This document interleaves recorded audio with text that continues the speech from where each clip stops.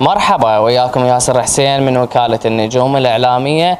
اليوم موعد انطلاق الدورة التدريبية رقم 15 داخل معهد النجوم للأقسام الإعلام والتصوير والتمثيل. ابقوا ويانا خلينا نشوف فعاليات المعهد وأجواء المعهد وآراء الطلاب. خليكم ويانا.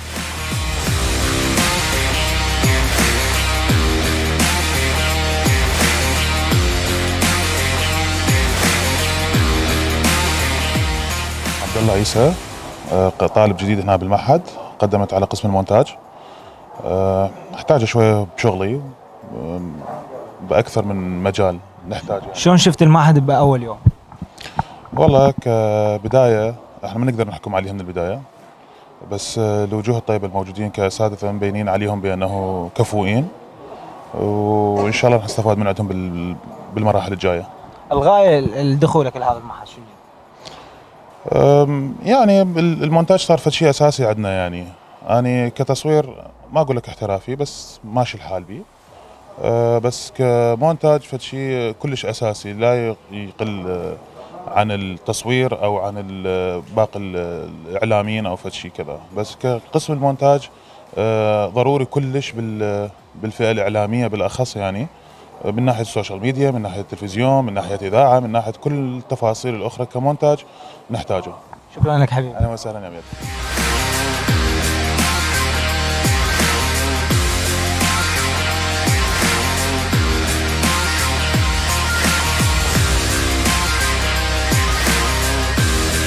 شلونك حبيبي؟ اهلا وسهلا. انا الحبيب. عرفنا بنفسك. حسين حسن. حسين، شلون شفت افتتاح مال المعهد؟ والله الافتتاح يعني كان حلو، والدكاتره يعني هم استقبالهم حلو، وطريقه ادائهم يعني يفهمون على التوضيح يعني مال التدريب شلون هم كلش ممتاز، يعني حبيت. نعم. زين، انت فرحان بدخولك لهنا؟ اي طبعا اكيد. زين، شنو بالتصوير ما مثل والله انا مثل ما يقولون يعني بالعاميه هبياض، يعني ما اعرف اي شيء، مجرد بالتليفون اصور. شكرا لك حبيبي.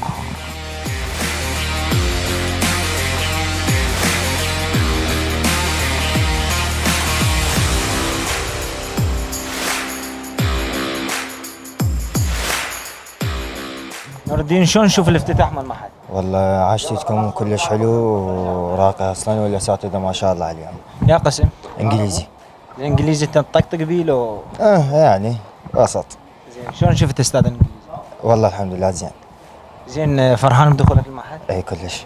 شكرا لك يا حبيبي. حبيبي الغالي.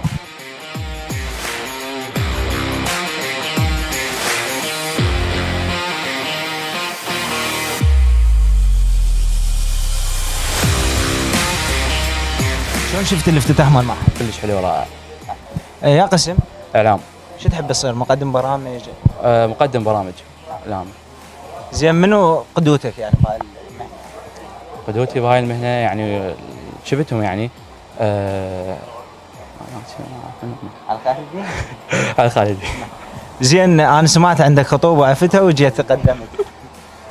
اي الف مبروك. حبيبي حسين، تسلم. الله يخليك حبيبي.